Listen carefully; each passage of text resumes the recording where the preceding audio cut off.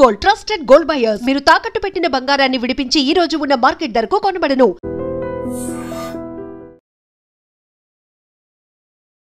నమస్తే, welcome to iDream social spotlight with కవిత.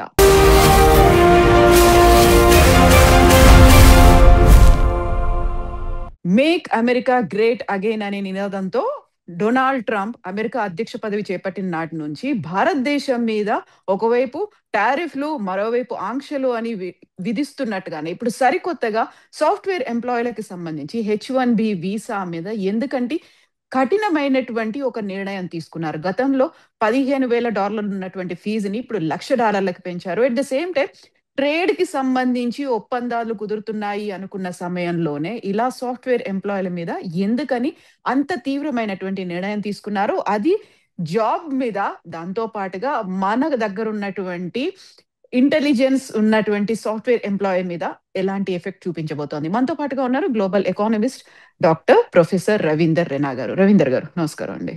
నమస్తే అండి కవిత గారు. సో రవీందర్ గారు, మనం గతంలోనే ట్రంప్ తీసుకుంటున్నటువంటి నిర్ణయాల గురించి చూసాము. యాక్చువల్గా ఏమవుతుంది అని చూసుకున్నప్పుడు H1B వీసాలకి సంబంధించి యాక్చువల్గా భారతదేశంలోంచి వచ్చిన వాళ్ళకి, భారతీయులకు కావచ్చు, చైనా వాళ్ళకి కావచ్చు, అంత ఉదాసీనంగా మనం వ్యవహరించాల్సిన అవసరం లేదు, సాఫ్ట్ కార్నర్ ఉండాల్సిన అవసరం లేదని గతంలో మాట్లాడిన ట్రంప్ ఇప్పుడు దాన్ని $1,00,000 ఫీజును పెంచడం అంటే ఇంకా మీరు అవసరం లేదు, మీరు మా దగ్గరికి రావద్దు అని ఇండైరెక్ట్ గా చెప్తున్నారా? ఖచ్చితంగా అండి కవిత గారు. అక్కడ కూడా ఆర్థిక పరిస్థితులు చాలా దారుణంగా తయారవుతున్నాయి. రోజు రోజుకి ట్రంప్ గారు తీసుకున్నటువంటి నిర్ణయాల వల్ల కావచ్చు, అంతకుముందు గత 4-5 years నుండి ఎకనామిక్ సిచ్యువేషన్ అమెరికాలో చాలా డ్రాస్టిక్ గా చేంజ్ అవ్వకుండా వస్తుందండి. వాళ్ళ దగ్గర అన్ఎంప్లాయ్మెంట్ రేట్ పెరగడం ఒకటి, తర్వాత వాళ్ళకు కూడా మేక్ అమెరికా గ్రేట్ అగైన్ అన్నప్పుడు అమెరికన్స్ కి ఉద్యోగాలు ఇవ్వడం అనేది ముఖ్యం అన్నమాట. మన ఇప్పుడు దాదాపు ఎక్కువ శాతం మీరు తీసుకున్నట్టయితే కవిత గారు 5.2 million పీపుల్ మన ఇండియన్ ఆరిజిన్ పీపుల్ అక్కడ అమెరికాలో ఈ H1B వీసా పేరు మీద రకరకాల పనులు చేసుకుంటూ ఉంటున్నారండి. ఈ 5.2 million అంటే మీరు ఆలోచించండి ఎంత ఎఫెక్ట్ ఉంటుందో. చైనీస్ కూడా వెళ్తున్నారు, బంగ్లాదేశ్, మిగతా ఆఫ్రికా నుండి రకరకాల కంట్రీస్ నుండి వెళ్తున్నారు. ఎక్కువ శాతము H1B వీసాలో పనిచేసే వాళ్ళు భారతీయులు మాత్రమే.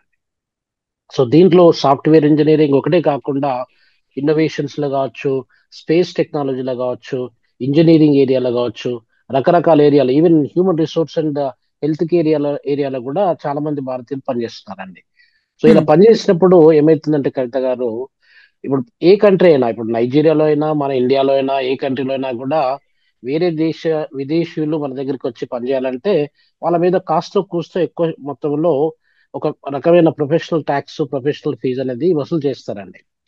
వసూలు చేయడం వల్ల మనకు ఆ రకంగా రెవెన్యూ ఒకటి జనరేట్ అయిపోతుంది. రెండోది ఏంటంటే కవిత గారు, మనకు కొంచెము అంటే ఈ సీరియస్ కంపెనీస్ మాత్రమే మనము ప్రాబబ్లీ వాటి యొక్క స్టేబుల్ ఉన్న కంపెనీస్ మాత్రమే వాళ్ళు ఎంప్లాయీస్ ను రిక్రూట్ చేసుకోవడానికి ఆస్కారం ఉంటుంది. ఎవరు పడితే వాళ్ళు చేయడానికి ఉండదు అనమాట. అట్లాంటి వాటిని రెగ్యులేట్ చేయడానికి కొరకు ఈ వీసా మీద, అంటే వర్క్ వీసా మీద ఎక్కువ మొత్తంలో ఫీజు అనేది చాలా కంట్రీస్ వసూలు చేస్తూ ఉంటాయి. కానీ $15,000 నుండి $1,00,000 ఒకేసారి, దాదాపు $85,000 ఒకేసారి పెంచడం అనేది చాలా దురదృష్టకరమైనటువంటి విషయం అండి. పర్టికులర్ గా మన భారతదేశం నుండి అమెరికాకు వెళ్ళి అమెరికాలో నేను ఏదో సాధించాలి, ఏదో సంపాదించాలి అనే కలలు కని వాళ్ళ డ్రీమ్స్ తోని వెళ్ళే వాళ్ళందరికీ కూడా ఒక పెద్ద దెబ్బ అన్నమాట. సో ఇది ఇలానే కంటిన్యూ అయినట్టయితే అమెరికన్ కంపెనీస్ పర్ ఇయర్, అది ఒకేసారి కాదు, వన్స్ ఆఫ్ పేమెంట్. ఇప్పుడు మనకి F1B వీసా ఎట్లా ఇస్తారంటే కవిత గారు, ఆల్మోస్ట్ 6 years పాటుగా F1B వీసా ఇస్తారంటే దాంట్లో భాగంగా ఫస్ట్ 3 years ఇస్తారు. ఆ 3 years తర్వాత మళ్ళీ ఒక 3 years ఎక్స్టెండ్ చేస్తారు అనమాట. సో ఇలా 6 years పాటుగా, అంటే ఎవ్రీ ఇయర్ ఒక కంపెనీ అంటే $6 lakhs, అంటే మన ఇప్పుడున్న కరెంట్ ఎక్స్చేంజ్ రేట్ ప్రకారంగా చూసుకున్నట్టయితే 88-89 లక్షల రూపాయలు ఒక ఎంప్లాయీ మీద పర్ ఇయర్ పే చేయాలంటే కంపెనీస్ కూడా బర్డెన్ ఉంటుంది కదండి. ఆ బర్డెన్ ఎవరికి షిఫ్ట్ చేస్తారు? కంపెనీ వాళ్ళు కూడా మళ్ళీ కస్టమర్స్ మీదకి షిఫ్ట్ చేయడానికి ఆస్కారం ఉంటుంది. లేకపోతే వర్క్ చేసే వాళ్ళ మీద, ఓకే మీకు ఇంత ఆఫర్ చేద్దాం అనుకున్నాము, కాకపోతే ఈ ఖర్చులన్నీ మాకు ఉంటాయి కాబట్టి ఇంతే ఆఫర్ చేయగలుగుతాం అని చెప్పి వాళ్ళు నెగోషియేట్ చేయడానికి కూడా ఆస్కారం సో ఉంటుంది. ఇప్పుడు ఉన్నటువంటి ఈ పరిస్థితుల్లో ఇప్పుడు మనం అక్కడికి వెళ్ళాలి అన్నా కానీ చాలా క్లిష్టమైనటువంటి పరిస్థితులు ఉన్నాయి. గతంలో కూడా లాటరీ సిస్టమ్ అనేది ఉంది. ఒకవేళ మన పేరు కనుక వచ్చింది అనుకుంటే, మనకు వస్తోంది H1B వీసా అనుకుంటేనే అప్పుడు డబ్బులు కట్టే ఫెసిలిటీ ఉండేది. బట్ ఇప్పుడు ముందు డబ్బు కడితే మాత్రమే లాటరీ తీస్తాము అనే దాంతో పాటుగా ఒక 1 ఇయర్ పాటు ఉంటుంది. అది కూడా రేపటి నుంచి అమల్లోకి వస్తుంది అంటే, ఇంత ఆల్ ఆఫ్ సడన్ గా ఇలాంటి డెసిషన్ ఎందుకు తీసుకున్నారు? యాక్చువల్ గా మనం ట్రేడ్ కి సంబంధించి ఒక రకంగా ప్రెషర్ అవుతుంది, మళ్ళీ సాఫ్ట్ అవుతున్నారు, మళ్ళీ మన వైపు చూస్తున్నారు ట్రంప్ అని ఆలోచిస్తున్నప్పుడు, ఇంకో యాంగిల్లో ఇలాంటి ఒక పెద్ద బ్లో అవుట్ ఇవ్వడం ఎందుకు అసలు? అది ఆర్థిక పరంగా కవిత గారు వాళ్ళకు చాలా ఛాలెంజెస్ ఉన్నాయండి. ఒకటి ఉమ్, ఏంటంటే దాదాపు $37 ట్రిలియన్ డెట్ వాళ్ళకు ఉందండి. వాళ్ళ ఇన్కమ్ ఉమ్, అరౌండ్ 31, అప్రాక్సిమేట్లీ $31 ట్రిలియన్ డెట్ వాళ్ళ ఇన్కమ్ అయితే, యాన్యువల్ ఇన్కమ్ అయితే, వాళ్ళ డెట్ దాదాపు 37 ట్రిలియన్స్, అంటే ఒక $6 ట్రిలియన్ వాళ్ళు కంప్లీట్ డెఫిసిట్ లో ఉన్నారు. సో ఈ ఉమ్, డెఫిసిట్ అంతా ఇప్పుడు వాళ్ళ ఖర్చులు కూడా పెరుగుతూ ఉన్నాయి. ఆ ఖర్చులు అన్నిటిని ట్రంప్ వచ్చిన తర్వాత ఈ ఖర్చులన్నిటినీ కట్ డౌన్ చేసుకుంటూ వస్తున్నారు. అంటే ప్రతి ప్రపంచంలో ఉన్నటువంటి యుఎస్ఏడ్ అని చెప్పి ఉంటుండేది, United States Aid for International Development అని చెప్పి యుఎస్ఏడ్ అంటుండేది. ఇది తర్వాత రకరకాల ఇప్పుడు మనకు డబ్ల్యూహెచ్ఓలో కానివ్వండి, యునెస్కోలో కానివ్వండి, వరల్డ్ ఎయిడ్స్ ప్రోగ్రామ్ కానివ్వండి, అమెరికన్స్ చాలా పెద్ద మొత్తంలో ఫండ్స్ ఇస్తూ ఉంటుండేది. ఉమ్, ఇవన్నీ కూడా స్టాప్ చేసుకుంటూ వస్తున్నారు. అంటే ఎక్కడ వీలైతే అక్కడ మనం సేవ్ చేయడము, అమెరికాకు ఏదో ఒక రకంగా మేలు చేయడానికి ప్రయత్నం చేయడం అనే ఉద్దేశంతో చేస్తున్నారు. కానీ దీని ఇంపాక్ట్ ఎలా ఉంటుంది, ఉమ్, దీని యొక్క పరిణామాలు ఎలా ఉంటాయి ముందు ముందు అనేది అది ఆలోచించకుండా చేసుకున్నటువంటి నిర్ణయాలన్నీ. ఇప్పుడు మనకు ఒక్కొక్కసారి ఏమవుతుందంటే ఒక నిర్ణయం తీసుకున్నాం అనుకోండి, దానిలో మేలు కంటే కీడు ఎక్కువ జరగడానికి ఆస్కారం ఉంటుంది. అది మనం ఆలోచన చేసి చేసుకోవాలి. నాకు ఏ ఆలోచన వస్తే ఆలోచన, రాత్రి నేను ఒక ఆలోచన ఇలా వచ్చింది దాన్ని అలా ఇంప్లిమెంట్ చేస్తాను ఇమ్మీడియట్ గా అంటే ఇట్ డజన్ వర్క్ అండి. ఇప్పుడు ఆ ఆ, టారిఫ్స్ విషయంలో కూడా అదే జరిగిందండి. టారిఫ్స్ విషయంలో మీరు 18%, 20% ఉన్న టారిఫ్స్ ను ఒకేసారి 25% నుండి 50%, ఇప్పుడు 100% అని చెప్పి అనడము, యూరోపియన్ యూనియన్స్ వాళ్ళతోని కుమ్ముక్క అయిపోయి మీరు కూడా అదే పని చేయండి ఇండియా మీద ఉమ్, అని చెప్పడము, G7 కంట్రీస్ మీద అదే చెప్పడము, ఇవన్నీ కూడా కొంచెము దుందుడుకు నిర్ణయాలు అని చెప్పి చెప్పడానికి ఆస్కారం ఉంటుందండి. దానివల్ల అమెరికాకు మంచి కంటే చెడు ఎక్కువ జరగడానికి ఆస్కారం ఉంటుంది. అమెరికన్ పీపుల్ ఆల్రెడీ సఫర్ అవుతున్నారు. సో ఆ యా, సఫరేజ్ అనేది ఇంకా ముందు ముందు ఎక్కువ కావడానికి ఆస్కారం ఉంటుందండి. America can lose it's position. ఇప్పుడు దాదాపు ప్రపంచంలో పెద్ద ఆర్థిక వ్యవస్థలలో అమెరికా 154 సంవత్సరాల నుండి పెద్ద ఆర్థిక వ్యవస్థగా ఆ పేరును అలానే కాపాడుకుంటూ వచ్చింది. ఆ ఆ పేరు అనేది ఎప్పుడైనా కూడా పోవడానికి ఆస్కారం ఉంటుందండి ఇలాంటి నిర్ణయాలతోని. Anything may happen to anybody. పెద్ద మనిషి ఉన్నాడు, బలంగా ఉన్నాడు అంటే ఆయనకు జ్వరం రావచ్చు, నొప్పి రావచ్చు, ఆపరేషన్ జరగచ్చు, వీక్ కావచ్చు. As we progress with the age ఏదైనా జరగడానికి ఆస్కారం ఉంటుంది. మేము పెద్దగా ఉన్నాము, పర్మనెంట్ గా పెద్దగా ఉంటాం అన్నది అక్కడ రూల్ ఏం లేదండి. సో కాబట్టి ఉమ్, అమెరికా ఆర్థిక వ్యవస్థ మీద ఇప్పుడు ఇమిగ్రేషన్స్, వాళ్ళకి లేబర్ మార్కెట్ లో చూసుకున్నట్టయితే కవిత గారు, ఇప్పుడు మనలాంటి డెవలపింగ్ కంట్రీస్, ఇండియా, చైనా, తర్వాత ఫిలిప్పైన్స్, బంగ్లాదేశ్, పాకిస్తాను, రకరకాల ఇరాన్, ఇరాక్, ఇట్లాంటి కంట్రీస్ నుండి ఎక్కువగా అక్కడికి వెళ్ళి అక్కడ హ్యూమన్ రిసోర్స్ వ్యవస్థలో పనిచేసే వాళ్ళు చాలా ఎక్కువ మంది ఉన్నారండి. ఇప్పుడు వాళ్ళ పరిస్థితి ఏంటి, అమెరికాకు మన అవసరం మనకు వాళ్ళ అవసరం ఉంది, వాళ్ళకు వాళ్ళ అవసరము, వాళ్ళకు కూడా మన అవసరం మనకుంది. ఉందండి. అంటే ఇంటర్ డిపెండెన్సీ అనేది చాలా ఇదిగా ఉంది. ఇప్పుడు వాళ్ళ దగ్గర హ్యూమన్ రిసోర్స్ తీసుకున్నట్టయితే కవిత గారు, చాలా వరకు మనం $4 పర్ అవర్ ఇచ్చినా మనం పనిచేసే వాళ్ళు ఉన్నాము. $8, $20, $50, $100 ఇస్తే ఎంత ఇస్తే అంత. $2 కూడా నేను 2014 లో అమెరికాకి వెళ్ళినప్పుడు $3-4 పనిచేసే వాళ్ళు మన భారతీయులు చాలా మంది ఉన్నారండి. షాప్స్లలో కానివ్వండి, సూపర్ మార్కెట్లో కానివ్వండి, రకరకాల బిజినెస్ రంగంలో $3-4 పనిచేసే వాళ్ళు ఉన్నారండి. అంటే చూడండి, ఇప్పుడు అది వేజ్ రేట్ అనేది నార్మల్ గా అమెరికాలో $8, $10 నార్మల్ వేజ్ ఉన్నట్టయితే మనం హాఫ్ ఆఫ్ ద ప్రైస్ కూడా, హాఫ్ ఆఫ్ ద రేట్ కూడా పనిచేయడానికి సిద్ధంగా ఉన్నాం. ఉమ్, వీళ్ళందరికీ ఎలా ఉంటుంది అంటే, ఒకవేళ భారతీయులు కానీ డెవలపింగ్ కంట్రీస్ లో అక్కడికి మైగ్రేట్ అయ్యి ఏదో మనము సంపాదిస్తాము, ఫ్యామిలీ పరంగా కానీ మనకు కానీ సంపాదిస్తాం అనుకునే వాళ్ళు, వీళ్ళందరూ వెళ్ళడానికి ఆస్కారం ఉండదు ఇంకా. ఇప్పుడు అది అది వీళ్ళంతా నాన్ స్కిల్డ్ లేబరర్స్ లేకపోతే సెమీ స్కిల్డ్ లేబరర్స్ అనుకోండి. స్కిల్డ్ లేబరర్స్ మీరు అన్నట్టుగా ఇప్పుడు మనకు ఈ సాఫ్ట్వేర్ ఇంజనీర్స్ ఎక్కువ మొత్తంలో వెళ్తా ఉంటారండి. ఉమ్, సాఫ్ట్వేర్ ఇంజనీర్లను మనకంటే, మన భారతదేశానికంటే ఎక్కువగా ఈ ఏఐ స్పెషలిస్ట్స్, ఆర్టిఫిషియల్ ఇంటెలిజెన్స్ కానీ, మెషిన్ లెర్నింగ్ కానీ, డీప్ లెర్నింగ్ కానీ, ఇట్లాంటి టెక్నాలజీ స్కిల్డ్ పీపుల్ ని మనము మనకంటే ఎక్కువగా అమెరికాకి ఎక్కువగా ప్రొడ్యూస్ చేస్తున్నాము, ఎక్స్పోర్ట్ చేస్తున్నాం అండి. సో మన దగ్గర పనిచేసే ఐఐటీలు, ఐఐఎంలో చదువుకున్నటువంటి విద్యార్థులు దాదాపు 80% వరకు అమెరికాకి వెళ్తున్నారండి. సో ఇలాంటి పరిస్థితులలో మీరు 15,000 నుండి ప్రతి కంపెనీ మాకు $1,00,000 పే చేస్తేనే మీరు అది వాళ్ళని తీసుకురావాలి, లేకపోతే తీసుకురాకూడదు అని చెప్పినట్టయితే ఆయన ఉద్దేశం ఏంటంటే వాళ్ళను ఇండియా నుండి మీరు ఉద్యోగులను తీసుకురాకండి, ఇండియా నుండి హ్యూమన్ రిసోర్సెస్ తీసుకురాకుండా మాకు మన దగ్గర ఉన్నటువంటి అమెరికాలో ఎవరైతే క్వాలిఫైడ్ ఇంజనీర్లు ఉన్నారో ఎంతో మంది లక్షలాది మంది ప్రతి ఇయర్ దాదాపు 3,500 యూనివర్సిటీస్ ఉన్నాయండి అమెరికాలో.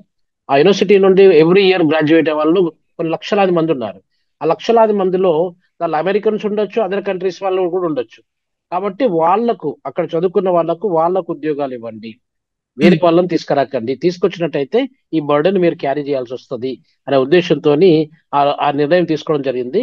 కానీ దాని ఇంపాక్ట్ ఆ హ్యూమన్ రిసోర్స్, ఇప్పుడు వాళ్ళకు ఒకవేళ మనం డిఫరెంట్ రంగాలు ఉన్నాయండి, ఆ రంగాలన్నీ ఎలా ఉంటుంది, వాటి పరిస్థితి ఎలా ఉంటుంది, అది ఏ రకంగా ఆపరేట్ చేయగలుగుతాయి అనేది మనం చూసుకోవాల్సి వస్తుందండి. ఇప్పుడు ఈ ఈ రోజు అనే ఆ నిర్ణయం తీసుకున్నాడు, దాని ఇంపాక్ట్ అనేది 1 year తర్వాత ఎలా ఉంటుంది, 5 years తర్వాత ఎలా ఉంటుంది, 10 years తర్వాత ఎలా ఉంటుంది. మనం మిగతా హ్యూమన్ రిసోర్సెస్ స్కిల్డ్ పీపుల్ ఒక రోజులో కావాలంటే ఎక్కడ నుంచి తీసుకొస్తాం. సో ఇవన్నీ కూడా ఆలోచించాల్సి వస్తుందండి. ఒక ఇంజనీర్ ప్రొడ్యూస్ చేయడానికి మనము అరౌండ్ 4 years 5 years తీసుకుంటామండి. దాని తర్వాత ఇంటర్న్షిప్ అని రకరకాల స్కిల్ డెవలప్మెంట్ ప్రోగ్రామ్స్ అని మనం ఇస్తా ఉంటాం. అంటే ఒక ఇంజనీర్ మనం తయారు చేయాలంటే మినిమం ఒక 5 years టైం పడుతుందండి. ఆ 5 years టైము ఎక్కడ అవుతుంది చెప్పండి. ఇప్పుడు హఠాత్తుగా వాళ్ళకు ఒక ఇంజనీర్ కావాలనుకోండి, ఒక మెడికల్ డాక్టర్ కావాలనుకోండి, ఎక్కడ తీసుకొస్తారు, ఎలా తీసుకొస్తారు. మనం మళ్ళీ చీప్ అండి. ఇంత మిగతా హ్యూమన్ రిసోర్స్ కంపేర్ చేసుకున్నట్టయితే అమెరికన్ సిటిజన్స్ ఒకవేళ ఇంజనీర్ గా పనిచేయాలంటే మనం $2,000 నెలకి ఇచ్చినా కూడా పనిచేసే వాళ్ళు ఉన్నాం. వాళ్ళు $10,000 పర్ మంత్ ఇస్తే తప్ప పనిచేయడానికి సిద్ధంగా ఉన్న వాళ్ళు ఎక్కువ మంది ఉండరండి.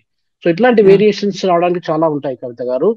కాబట్టి ఈ నిర్ణయం అనేది మొత్తం అమెరికా యొక్క ఆర్థిక వ్యవస్థ మీద, వాళ్ళ యొక్క హ్యూమన్ రిసోర్స్ మేనేజ్మెంట్ మీద, హెచ్ఆర్ఎం మీద, వాళ్ళ లేబర్ మార్కెట్ మీద కూడా చాలా సివియర్ గా ఇంపాక్ట్ పడడానికి ఆస్కారం ఉంటుంది. అయితే గతంలోనే 25% కాస్త 50% టారిఫ్ పెంచాడు అంటేనే అక్కడే మొదలైంది మనం ఎలుకలాగున్నాము, భారతదేశం ఏనుగులాగా ఉంది అని.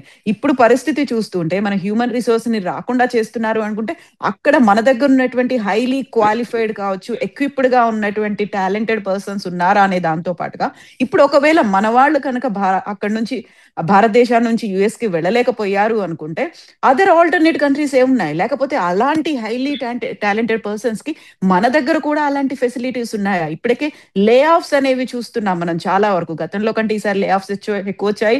దీంతో పాటుగా ఏఐకి వాళ్ళు అప్డేట్ అవ్వలేకపోయారు అనుకుంటే దాంట్లో కూడా వెనకడు వేసే పరిస్థితి ఉంది. సో ఇప్పుడు ఉన్నటువంటి వీళ్ళకి ఆల్టర్నేట్స్ అంటే ఎక్కడ కనిపిస్తున్నాయి, ఏ దేశాలు వాళ్ళకి ఆఫర్ చేయడానికి ఉన్నాయంటారు? హ్యూమన్ రిసోర్స్ పరంగా చూసుకున్నట్టయితే అమెరికా అనేది దాదాపు 3rd largest populated country the world అండి. అంటే మన ఇండియా నంబర్ 1, తర్వాత చైనా నంబర్ 2, అమెరికా నంబర్ 3 అండి.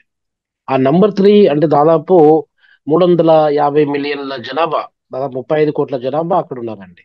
ఆ జనాభాకు తగ్గట్టుగా ఆ సర్వీసెస్ ను మనము ప్రొవైడ్ చేయడానికి రకరకాల రంగాలలో మనకు ఆ సర్వీసెస్ ప్రొవైడ్ చేయడానికి చాలా పెద్ద మొత్తంలో హ్యూమన్ రిసోర్స్ అవసరం ఉంటుందండి.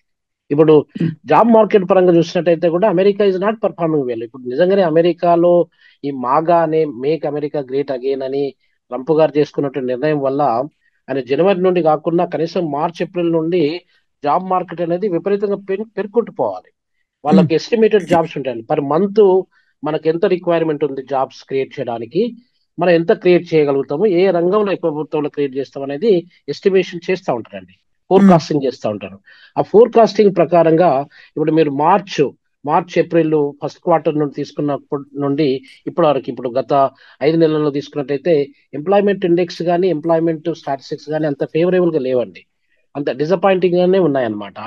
ఇప్పుడు మీరు ఒక మే స్టాటిస్టిక్స్ తీసుకున్నట్టయితే కవిత గారు దాదాపు 95,000 నియర్లీ 1 lakh జాబ్స్ వాళ్ళు క్రియేట్ చేయాలని చెప్పి ఒక టార్గెట్ పెట్టుకున్నారండి.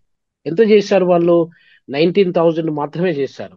అంటే మీరు ఆలోచించండి, ఆల్మోస్ట్ నియర్లీ 80% జాబ్స్ వాళ్ళు క్రియేట్ చేయలేకపోయింది. అలాగే ఆగస్టులో లాస్ట్ మంత్ లో ఎలా జరిగిందంటే దాదాపు 75,000 జాబ్స్ క్రియేట్ చేయాలని చెప్పి ఆగస్ట్ మంత్ కు మాత్రమే అని చెప్పి టార్గెట్ పెట్టుకుంటే 22,000 మాత్రమే చేయగలిగారు. ఏమైతుంది అక్కడ అంటే వాళ్ళ పర్ఫార్మెన్స్ అనేది 53,000 జాబ్స్ అనేది అక్కడ వాళ్ళు క్రియేట్ చేయలేకపోయారు.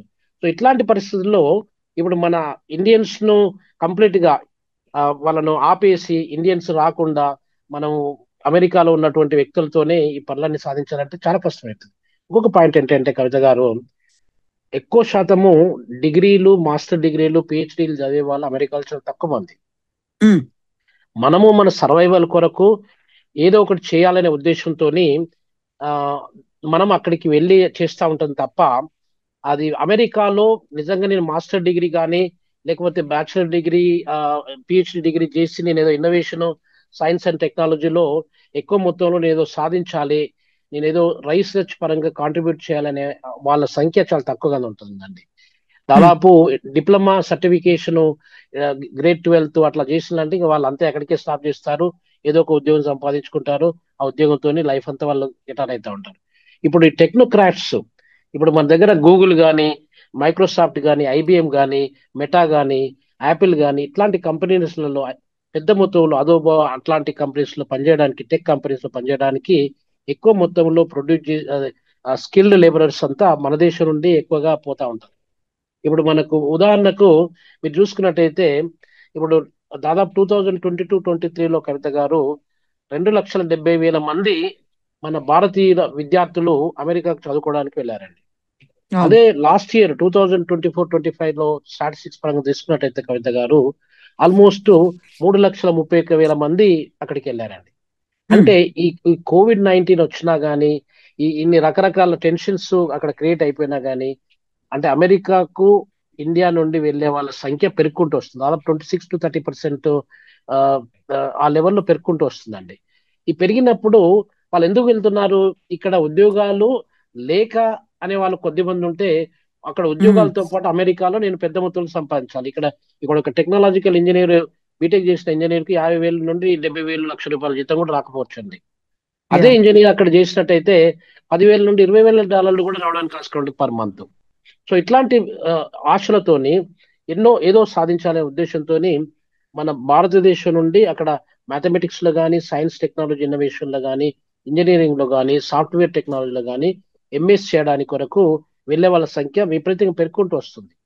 ఈ పెరిగినప్పుడు అమెరికన్ యూనివర్సిటీలకు మనకు బిలియన్స్, దాదాపు 30,000 కోట్ల రూపాయల ధనాన్ని భారతదేశం నుండి అమెరికాకు మనం పంపిస్తున్నాం. అసలు యాక్చువల్లీ ఇనిషియల్ స్టేజ్ లో మనము డబ్బులు పంపిస్తేనే గానీ మన విద్యార్థులు, మన అవును. పిల్లలు చదువుకోవడానికి ఆస్కారం లేదు కదండి.